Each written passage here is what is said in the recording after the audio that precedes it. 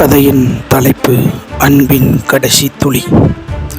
தன் நண்பர்களுக்காக உயிரை கொடுப்பதை விட அதிகமான அன்பு ஒருவனிடத்திலும் இல்லை. யோவான் 15:13. காவிரிக்கரை கிராமத்தில் ஆனந்தன் என்ற விவசாயிக்கும் கார்த்திக் என்ற ஆசிரியருக்கும் இடையே ஆழமான நட்பு இருந்தது.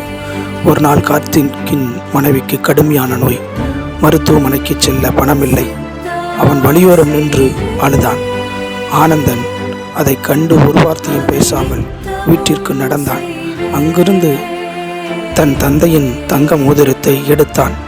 தன் தந்தை இறக்கும்போது சொல்லியிருந்தார், எவ்வளவு கஷ்டமான நிலை வந்தாலும் ஒரு நாளும் இந்த மோதிரத்தை விற்றுவிடாதே, இது நம் பரம்பரை சொத்து என்று சொல்லியிருந்தார். ஆனால் அதை யோசித்து பார்த்தான். அதை பார்க்கும்போது கண்களிலே நீர் வடிந்தது. மோதிரத்தை தன் மனைவியிடம் கொடுத்து விற்றுவா என்றான்.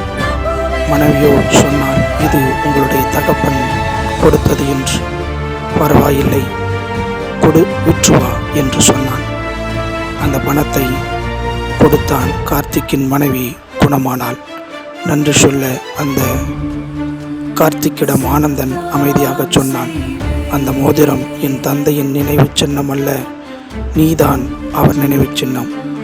ஏனென்றால் உன்னை எனக்கு நண்பனாக அறிமுகப்படுத்தியதே அவர்தான்.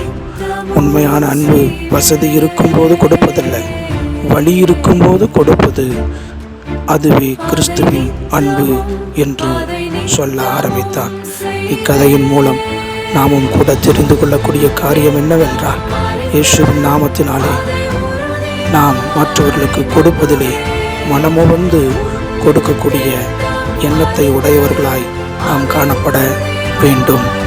கொடுப்போம், வாழ்வோம்.